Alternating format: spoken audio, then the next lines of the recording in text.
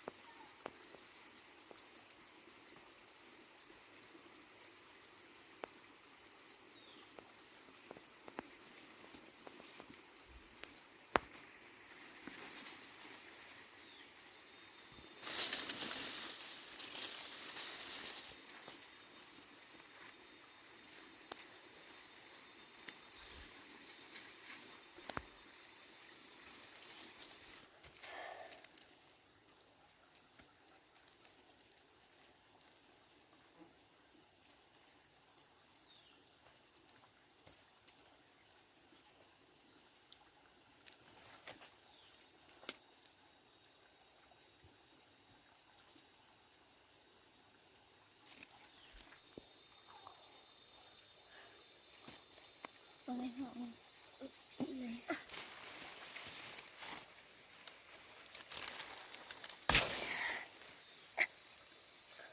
gì dính vào đá rồi nhấp nhấp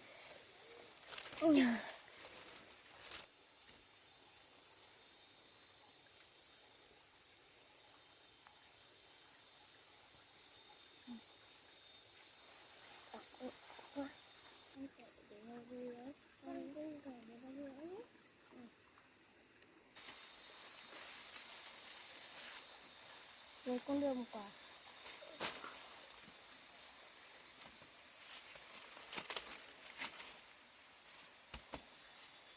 đi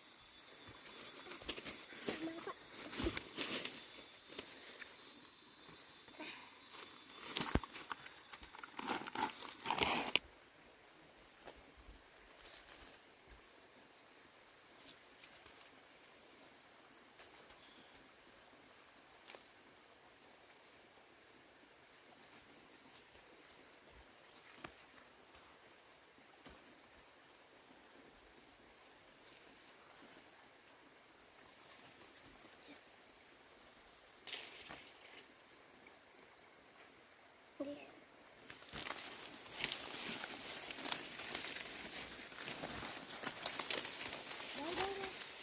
đấy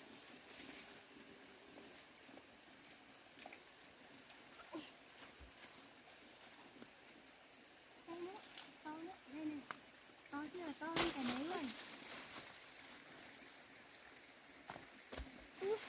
rồi anh để học con tuốt ơi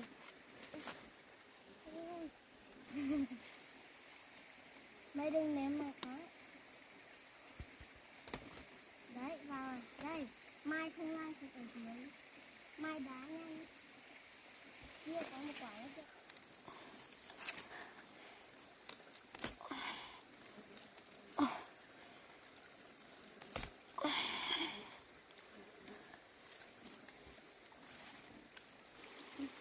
nào chứ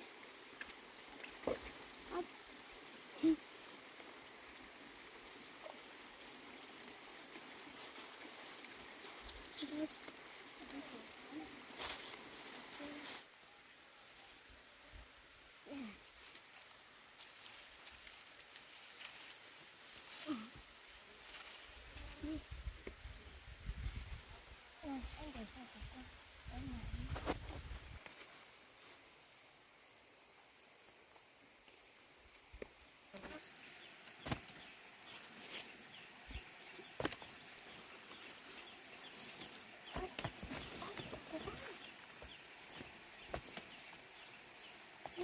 con này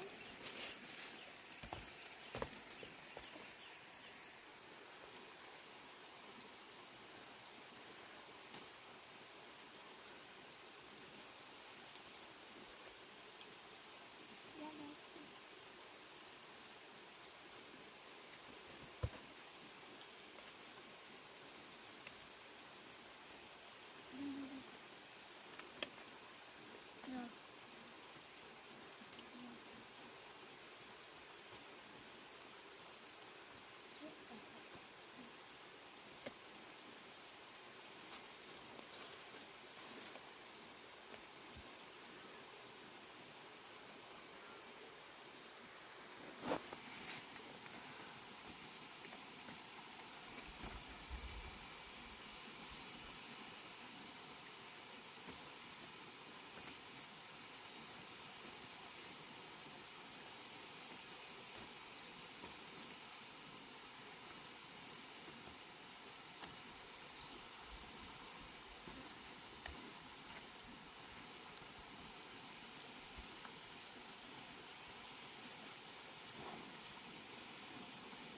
nâng lên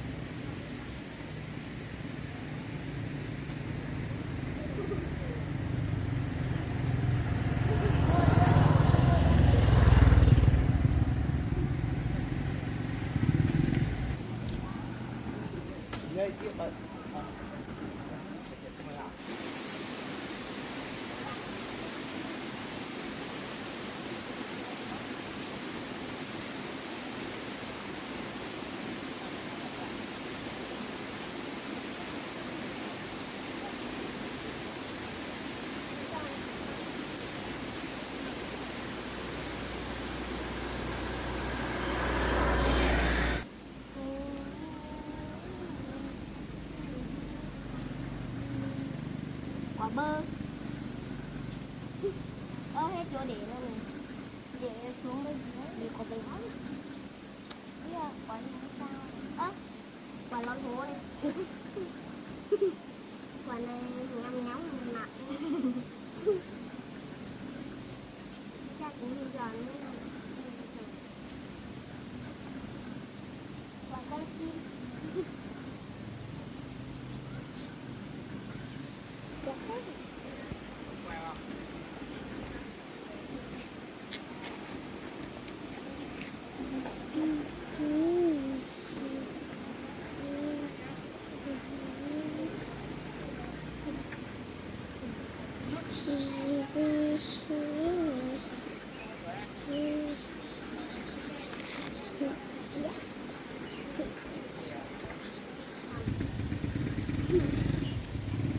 Cái còn em nháo này không thấy quan tưởng nó không bay vào lá cái cuộn bay vào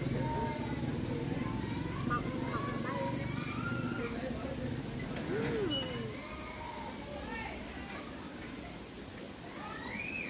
Có bơ này.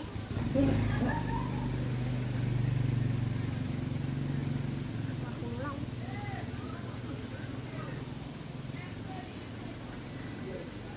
Quả tròn nhất trong bữa này là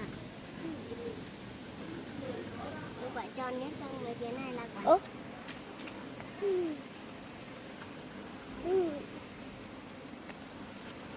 Ôi trời ơi, mua cái mới, đan cái mới, mua cái mới, đan. Lúc nào bảo chỉ đan cái mới con sọc. Thật lố rồi. Quá rồi. Cái tiếp rồi. Khô quá rồi nè. Để nó không gầy. Có hẹn không đấy? Bà hiện ngon lắm. Không mà ông ngoài nào đứa cái hàng bè vẫn đi cho ông mà vẫn chính cái không nhưng cho ông đã cho mày đi đâu.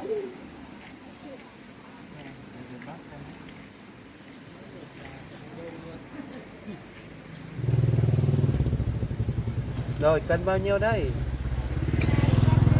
Có phim rồi cả.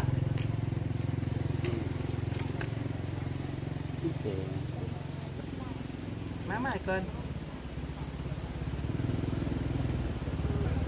Mày nó.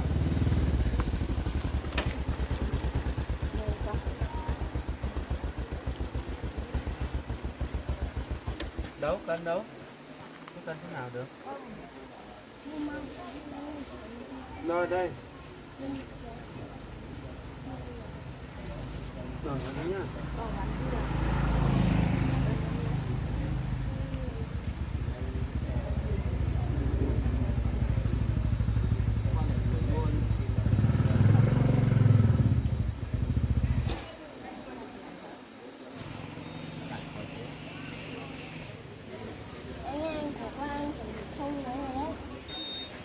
Tách ra hết rồi.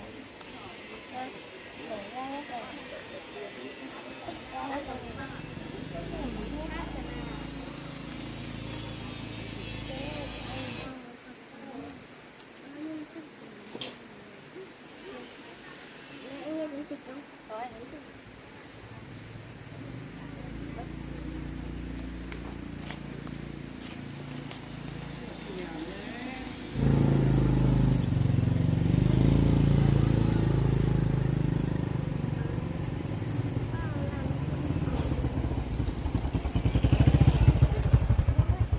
Ngon quá nhỉ.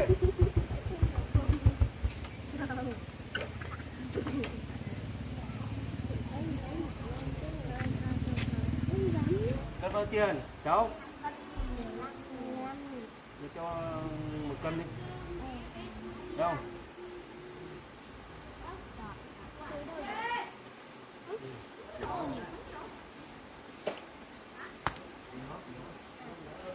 Nha.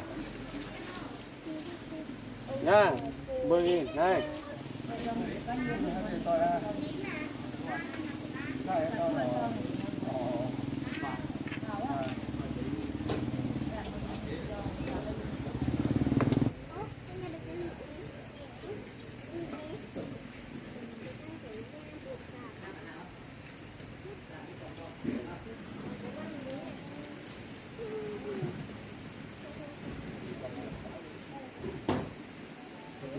bài nửa bò nửa bài hát thì cho nó tiếp đâu. Bài nửa bò nửa bài hát thì cũ. Cái lùi cũ.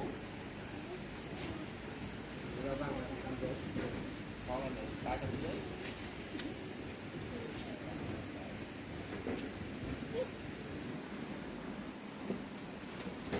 Vàng thì làm giống nhá, cái nó non không lấy.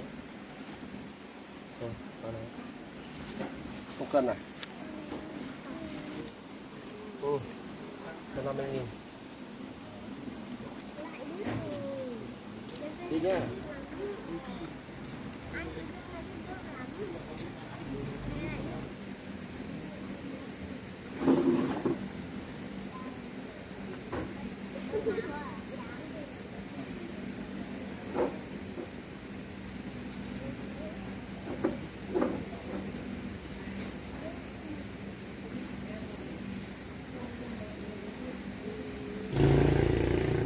Đây gom nhiều vào, con không được đâu.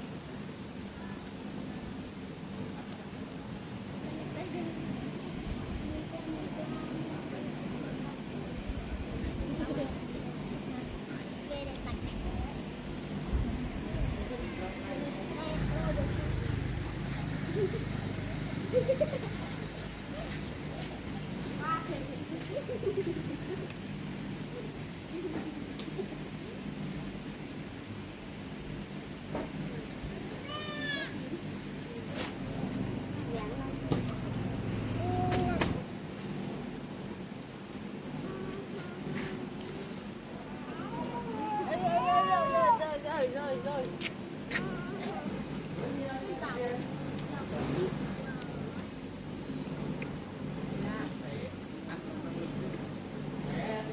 Rồi. Xong. Xong chưa? Rồi, thả ra đi. Không được.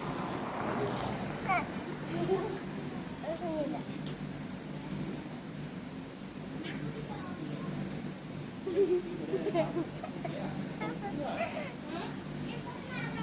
Con đừng đưa ra anh để cho anh cắn một cục.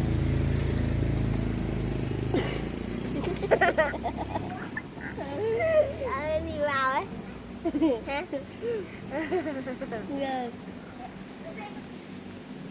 Không cầm nè. Quang. Quang. Không cầm nữa. Không cầm này đâu. Cái kia cây kia cầm.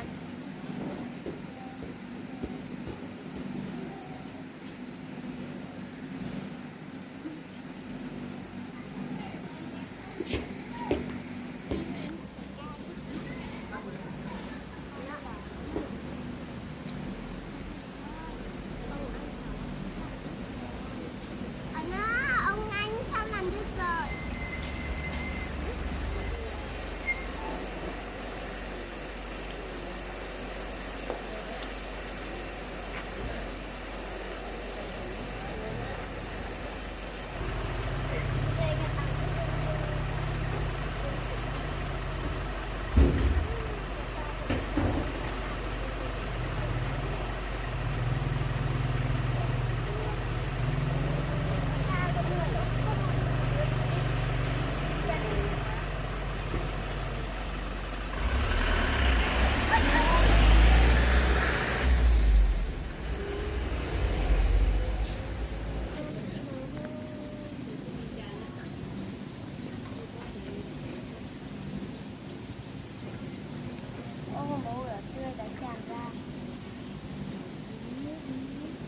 Cái này nó mới đóng đường hình, nó cứ mở cái này không bao giờ lạnh.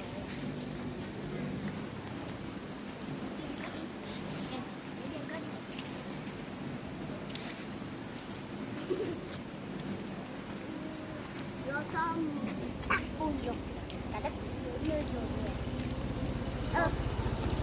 Nó so không cân da.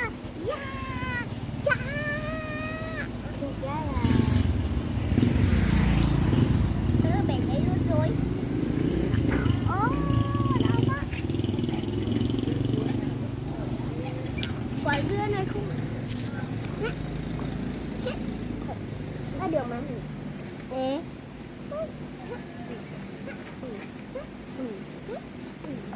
quả dưa này dưa bình thường mà quả dưa nào nặng lắm mà thử xem nào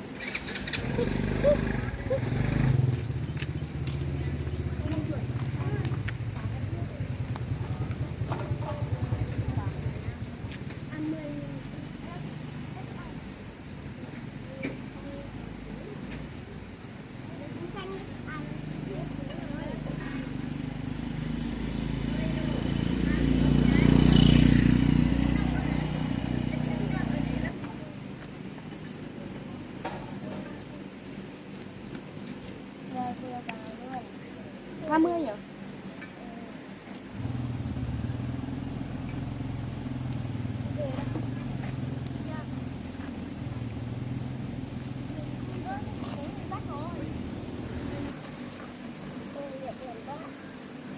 Đặt tiền tiền không?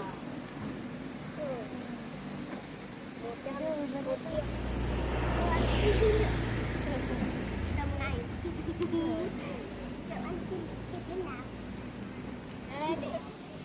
Xin á ăn xin ăn chuột ở đấy đúng tôi là ăn chuột nát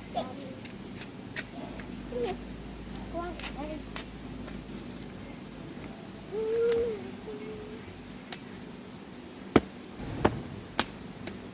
170 nước lên rồi lên ở đây đây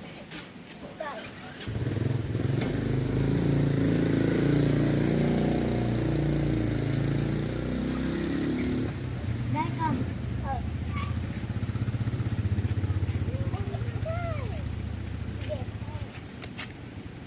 cái gì đấy hả hả cái gì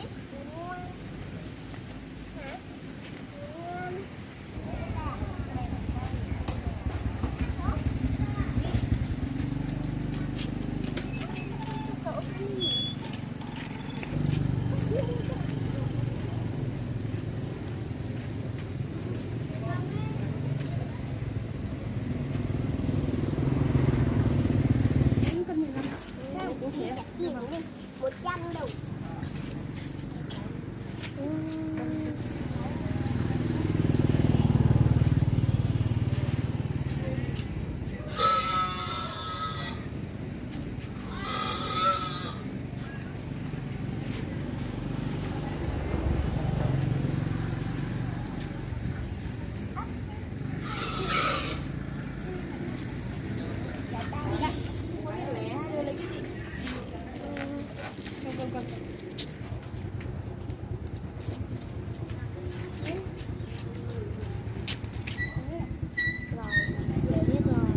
ai chơi chơi chơi con cầm nè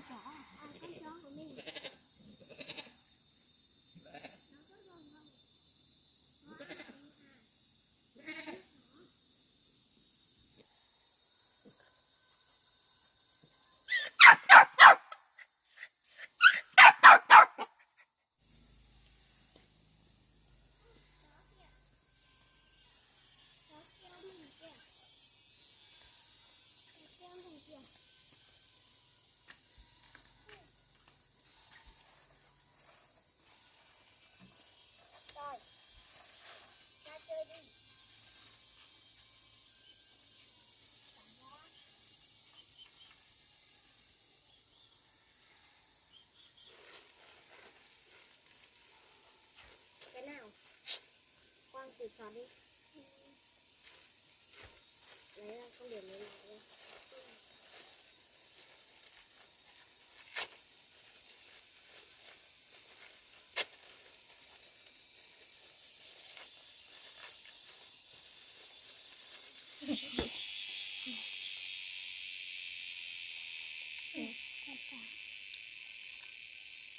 cả anh này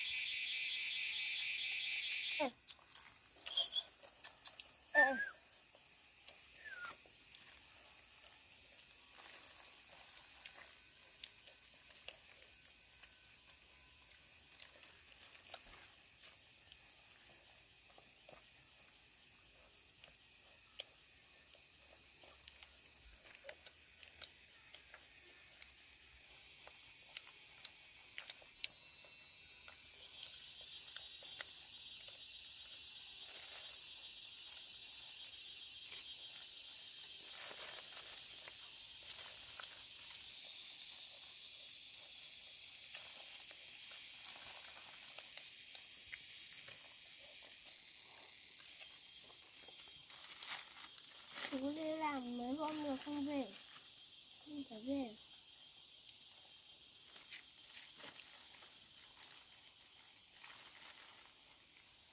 Không biết chú có về nó không?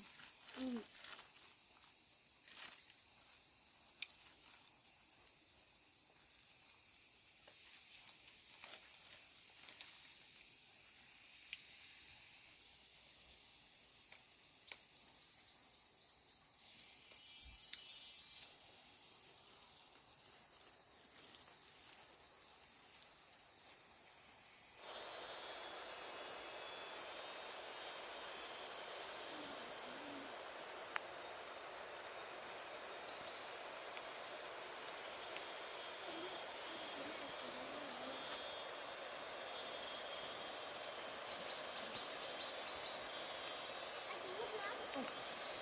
Tiền đưa rồi.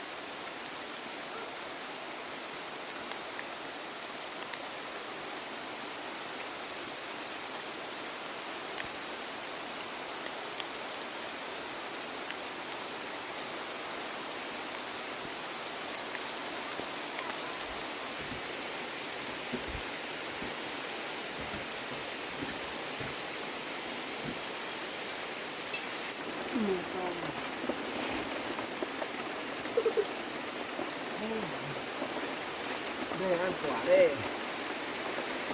Ba nhá. Đây, anh cái chuột của ba nhá này. 1, 2, 3. Mưa thì chỉ này. Năm. Đây là nó mưa.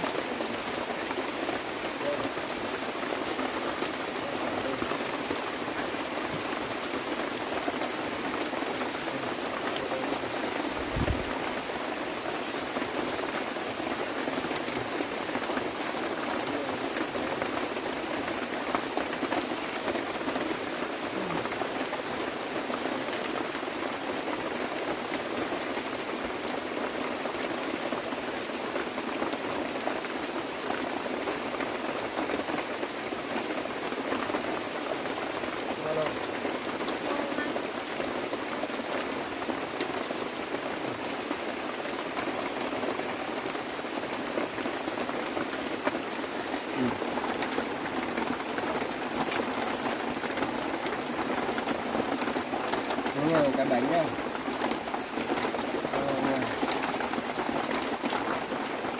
Quả này ngọt hết rồi.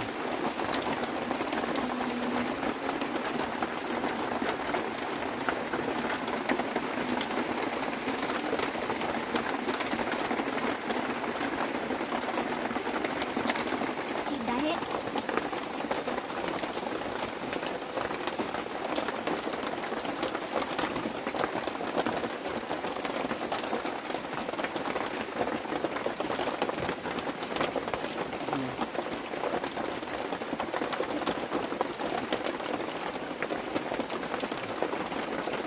Mẹ đi làm gì đấy?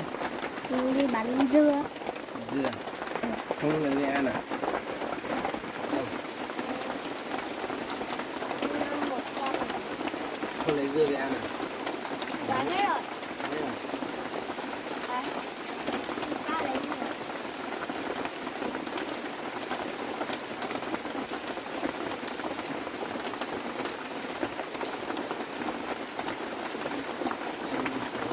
Ừ, cứ đi.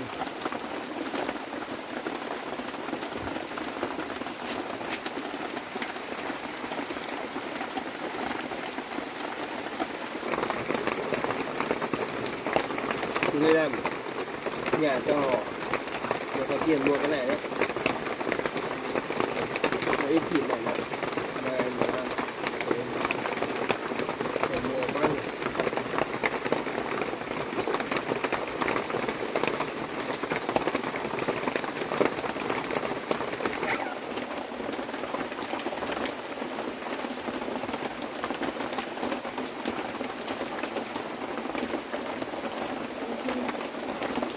Nấu cho ăn.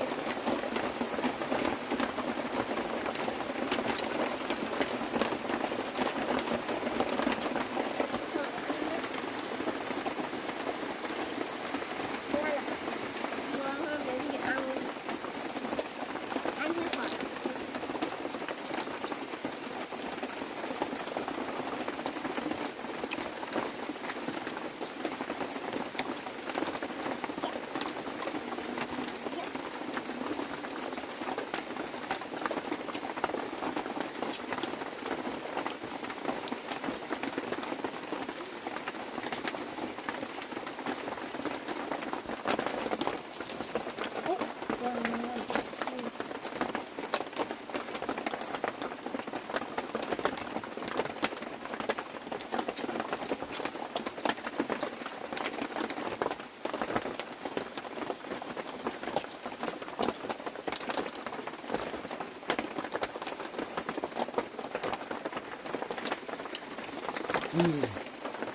Hạt của anh đấy á.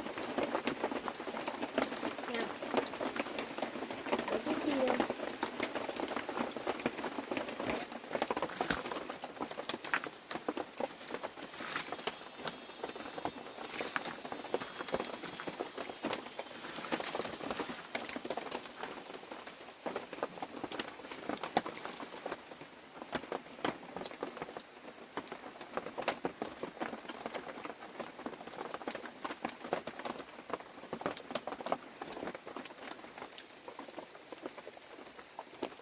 Một con cua xanh. Nhiều nhẫn.